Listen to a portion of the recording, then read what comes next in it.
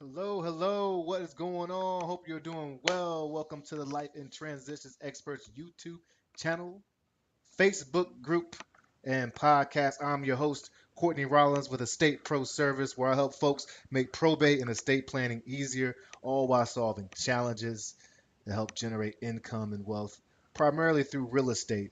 Today, we're talking about one of my favorite topics, and that's how to protect your legacy.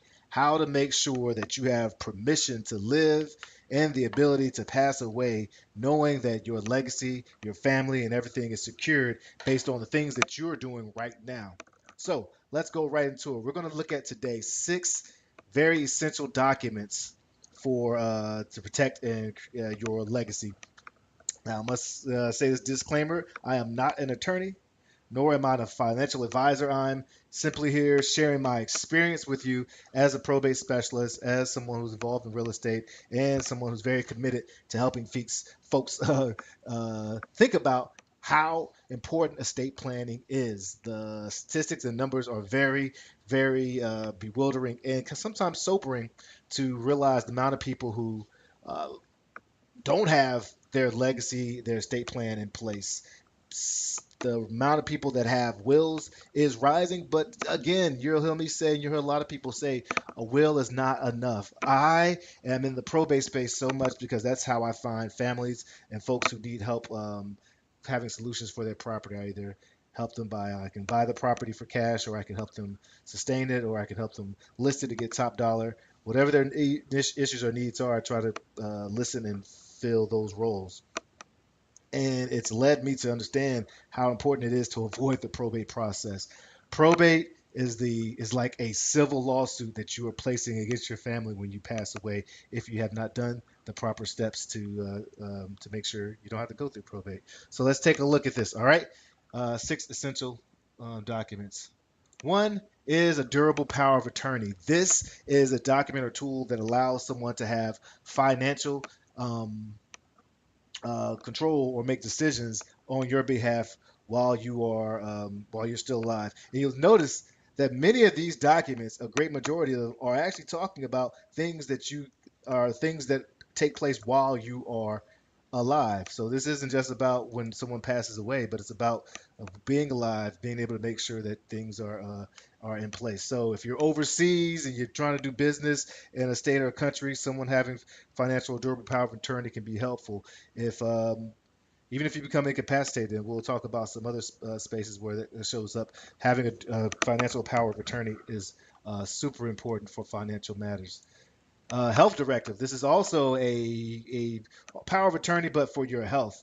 It explains exactly how who can have conversations and about your health when you're incapacitated or passed away, or not passed away, but incapacitated. So having a healthcare power directive is super important. Um, my parents and a lot of us are living longer, and it's a great, awesome thing, and they're going to be here for a very long time. But one of the challenges and effects of just living longer, or really any age, because we're all temporarily able, is there could be health issues. And so when someone, and I've seen and experienced, well, not experienced myself particularly, but I've seen and worked with folks where a parent walks into a hospital, is injured or hurt, and goes in the hospital on Friday, and now because of adult protective services, they're not able to leave the property or leave the hospital over the weekend because something has happened, they've become incapacitated, and now there's no one who can make decisions for them. So making sure you have a health care power of attorney is so important by using health directives. Your living will. This literally states exactly what you want done if you do become incapacitated. So there's clarity and there's respect of your wishes that's put down in a legal document. So again, it goes very well and closely with the health directive, but this allows you prior to anything happening, making sure that it's stated exactly what you want done while you're alive but incapacitated. Very important to have. A last will and testament. I know I wasn't bashing wills earlier when I was saying that a will is not enough because really it's more of a legal suggestion. The courts don't necessarily have to take the will into effect. Often they do, and they try to respect the well wishes. But the reason a will is so important is because you can name and notify guardians, for your children, and it can help you with those different parts of property that you may not put into a trust. And if you've talked to me or been on this channel anytime, you know that I highly recommend people look into trusts. Trusts aren't just for the Rockefellers or for whoever. Therefore, whatever your last name is, trusts are important tools to use that gives you a bit of asset protection. It also gives you so much flexibility and really allows you to think about what your family values are and to be able to have that shared throughout generations. But having a last will and testament is still very important again because you can name guardians, you can help put out other property that may not be in your trust. But again, it still has to go through the probate process. Still has the will has to be probated. I don't even know if probate is the word, but go through the probate process. All right. And again, my favorite documents, trust, revocable versus irrevocable. Irrevocable means it's very hard or almost impossible to change. Revocable has more flexibility. Check with your financial advisors.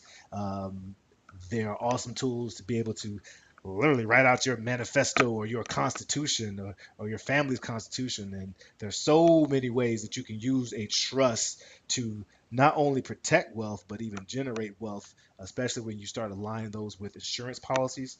Very powerful. Great book to read. I just mentioned the Rockefellers. What would the Rockefellers do? The rules of the game are right here. We are almost past the information age into the media community age, and there's really no excuse if you have access to the internet from learning these tools and applying them to your life. You can do it. We can do it. Let's do it. If you need support or help, please reach out because I would love to be a part of your journey. And last but not least is the Health Insurance Portable Accountability Act. This is what people allows people to get access to your information. So have HIPAA authorization. The way it's a little different from the healthcare directive power of attorney is that they get to make decisions. This gives people access to your records that need access. So again, my mom Dukes was up last year. She was going in for a procedure and allowed me to have HIPAA authorization so the doctors can talk to me about her health and her uh, because otherwise it is private and they're going to hopefully protect your privacy based on HIPAA because it's law and it's supposed to protect you. So just think about it. What do you think? What are your next steps? What do you need to do to make sure that you have these in place? A great tool is trust in wills. Now, if I say that now, hopefully it'll be like when you're looking for a car, and all you see is that same type of car. Trust in wills. Hope you'll see that soon. There's a great modern resource that you can use to be able to set up a comprehensive estate plan for very inexpensive cost. I have a special relationship with them and I can offer my discount to you. I don't think I receive anything from besides being able to communicate and connect with you, have that relationship with you. But you'll receive the discount to be able to get all of these done. What's great about them is that they don't allow you just to do, okay, I'm just going to do my will here, do my trust here. No, you take time and it's a very short amount of time besides the amount of time you may do to think about what do you want your wishes to be or who to be your guardian, things of that nature. Sitting down in front of the computer and filling all this out takes about 45 minutes to an hour. They have vetted estate professionals who are attorneys that can support you, that can help you take your assets that you have, and once you create the trust, actually fund the trust. That means taking the titles and switching them into the trust so that they are protected and that you're protected. It's an awesome tool. Reach out to me if you need support. You want to take advantage of that relationship I have. In fact, here's my information here. Hey, if you want to sit down and chat, I really feel like this is one of my purpose in life that God has given me, and I'm so thankful for it. And so it's been great being able to go and talk to different communities about this in a way that I hope is inexpensive or not expensive for communities because attorneys are awesome.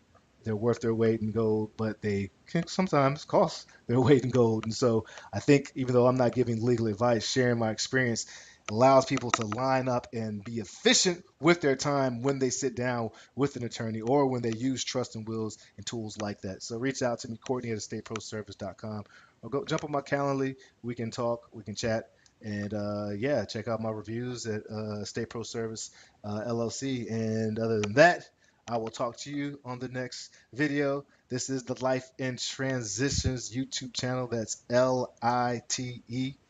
Let your light shine. Cheers.